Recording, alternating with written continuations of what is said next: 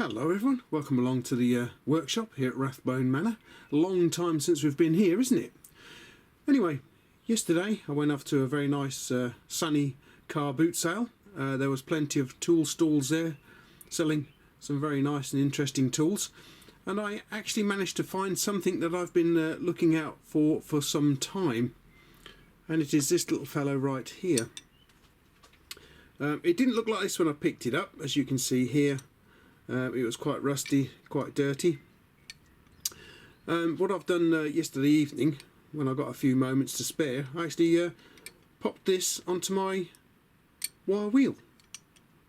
As you can see, it's come up quite nicely actually compared to what it looked like when I first picked it up. What have we got here exactly? Well, apparently it is the Bauer's patent wrench. Oops. We have the little stamped in crown here, and it's got JC and Co, so I think that's JC Bauer from what I found on the internet this morning. Let's just take a quick look at that. And we can see from the electrical review, August 16th 1884, JC Bauer's patent spanner. This spanner, which has been recently brought out, is a very useful addition to the list of tools available for general use by the mechanical engineer. Its chief merits are cheapness and efficiency. The illustration we give shows one of the new spanners. The tool is formed in two parts which are kept together by a nut and bolt. See, this is the older version obviously. To continue, the nut and bolt passing through holes in the shank of the instrument. There are 2 or 3 of these holes provided so that rough adjustment to the width of the jaws can be effected. By the opening the 2 parts as shown by the dotted line, the practical width of the jaws can be increased within small limits.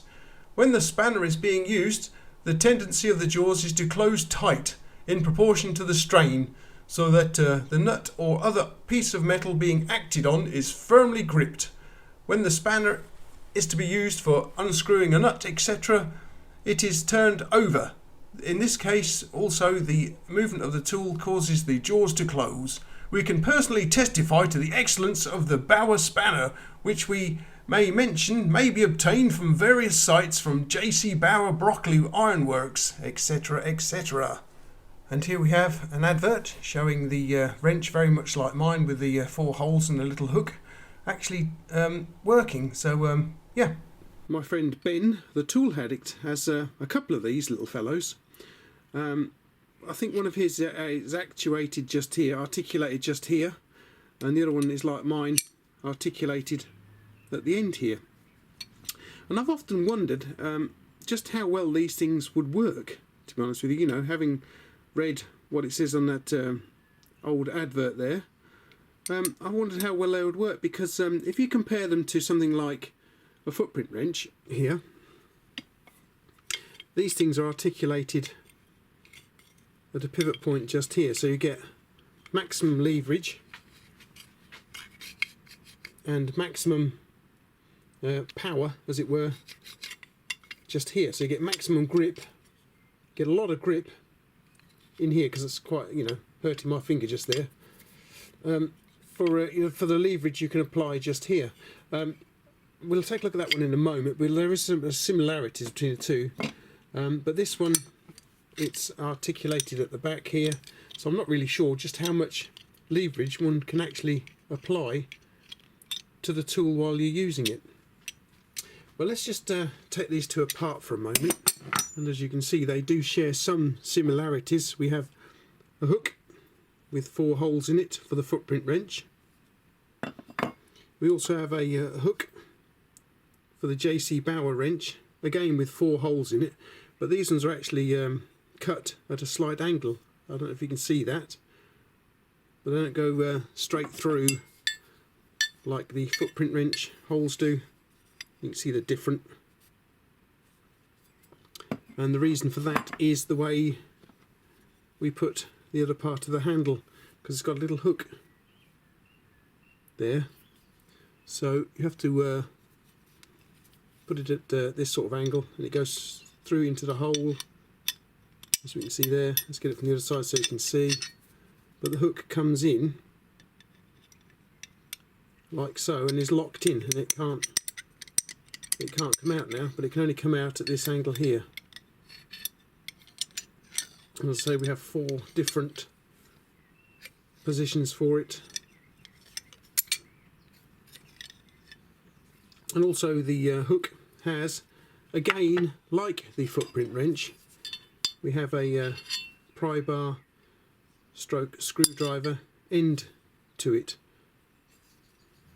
I would imagine that Mr. JC Bauer probably took a look at a footprint wrench back in the day, because these, if I remember rightly, they were invented in about 1876, I think, if I remember rightly. So he most probably took a look at one of these and thought, well, I need to make something that's not the same but different, and he came up with this idea. So you've got the holes, etc., and this is how it works. So I've often wondered just how good these things are, because as I say, I don't think you can get the leverage on them, but not only that, there's also a nice strong, you can pinch your bloody fingers up in these as well, look. I don't know if you can see that, just pinch my little my fingers up there in here. But yeah, so I've often wondered if these things are actually any good. This one must have been fairly decent, because the previous owners actually hammered this and used it quite a lot by the looks of it. You can see all the strike marks here. And here as well, look. So it's definitely been used. I think somebody's put it in a vise as well by the looks of it. You've got plenty of hammer marks on it, so somebody's has actually managed to use this little fellow. So who would put it in a vise, I don't know, but somebody's definitely put it in a vise by the looks of it. And also there are signs of, you might be able to see in there, there's what's left of some plumbing compound, Boss White in there. It was quite covered in Boss White, along with a healthy layer of rust around about here somewhere, if I remember rightly.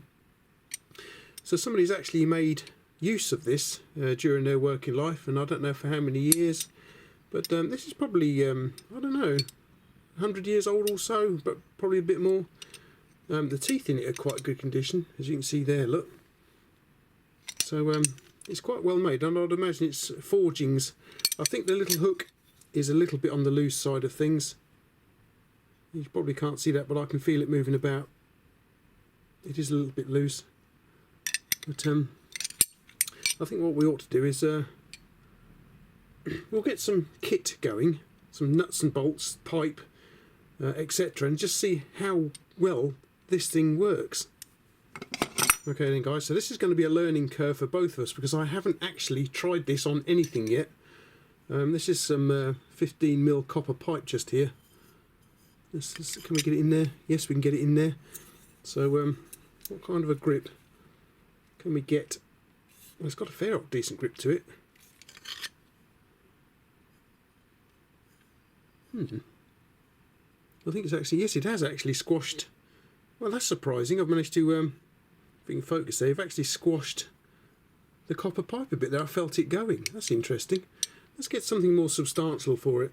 Okay, so I've got a fairly, as you can see, substantial piece of galvanised pipe with a bend on it, and this bends on here fairly well too. So I wonder if we can actually shift it with the Bauer's patented wrench here.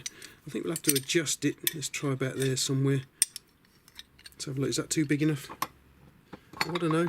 Might be a bit too big enough. Let's have a look. Give it a go. This is the Bauer's wrench, as I say. Let's have a look here. Yep. Okay. So we can undo it or do it up or whatever. Let's have a look. I think it's a bit too big. Oh, hang on. God, it's got a fair old grip on it. That's quite surprising, really. God, there we go. Look at that. And it does a ratcheting action too. I'm quite surprised actually. I'm not having to do too much grip to get it to do this actually. Wow, look at that. Look at that, guys. So I am quite surprised with that. You've got a nice ratcheting action going on too. That is that's quite good. Let's see if we can do it back up again, shall we? Work cack-handed here.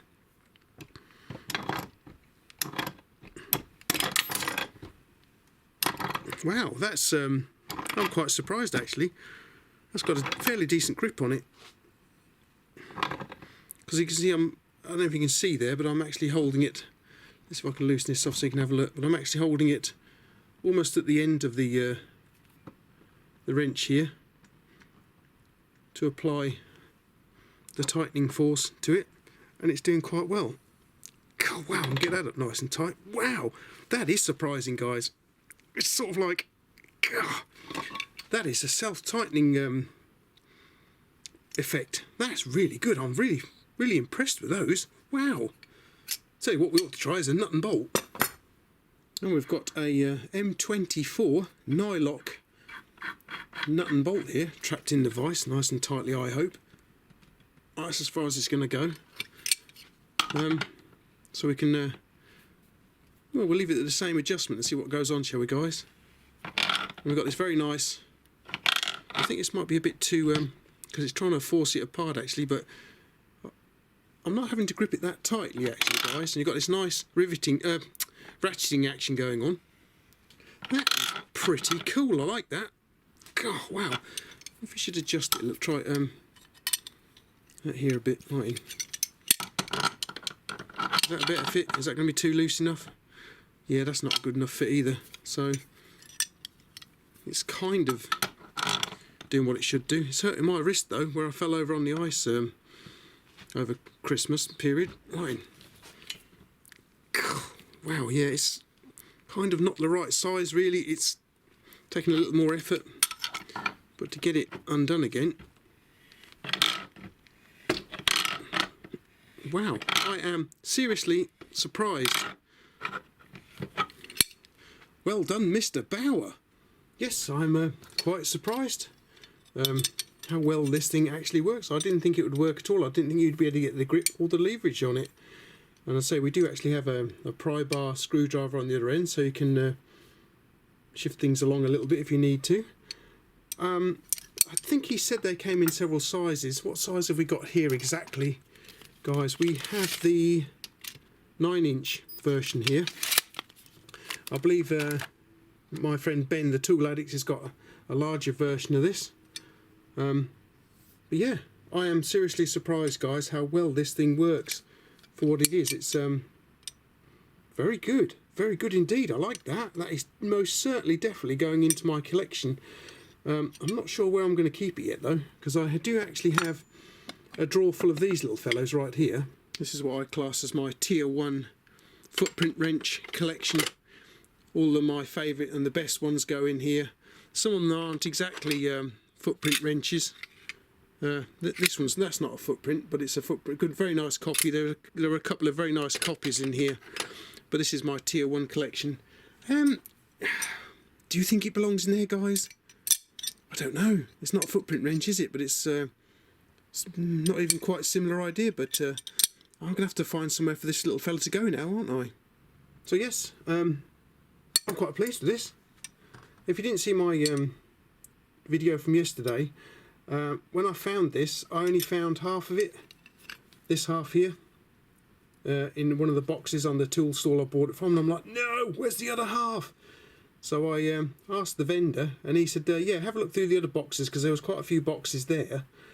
And then he had a route about it as well, and I couldn't find it, and then he had to think about it, and said, oh yeah, check that old bag down the other end there, and you might find it in there, somewhere about here. He said, so I went down the other end, and ta-da, there it is. And we've got it mated up again after probably 100 years or more.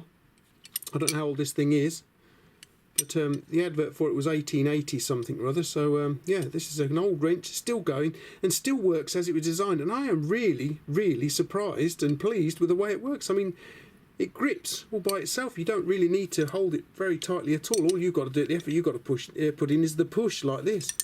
So it's fantastic. It's yeah, it's really good.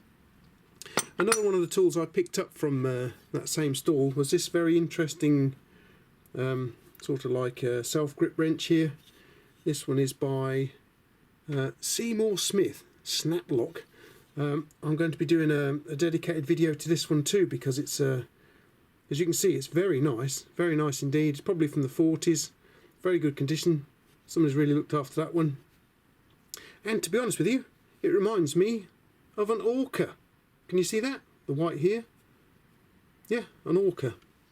So anyway, this was my well, these were my star buys. This was my star buy of star buys for yesterday. Cleaned it up very nicely. I am very pleased with that indeed. I hope you guys enjoyed taking a look at it with me today. As I say, we've both had a learning experience because I've not tried this one before today. So we've both had a learning experience. I think it works really well. I'm really surprised at how well it actually works. Okay then guys, don't forget you can join me on Instagram. I'm down there on Instagram. You'll probably see some pictures of this and this up there some point or another. Also got a very nice, because I like these as well. You know how much I like pliers. So I got this as well from the same stall. I'll clean that up. It looks nice going into my collection. Yes, you can join me on Instagram. Please feel free to subscribe to the channel because that will help me too. Click a thumbs up if you enjoyed it. Let me know down in the comments if you've got anything like this, or you've used them in the past, which is highly unlikely, I would have thought. And if you know anything about this little fellow here, please leave a comment down below too. Alright then guys, well thanks for watching, and I do hope you'll pop by Rathbone Manor in the very near future then. Thanks for watching.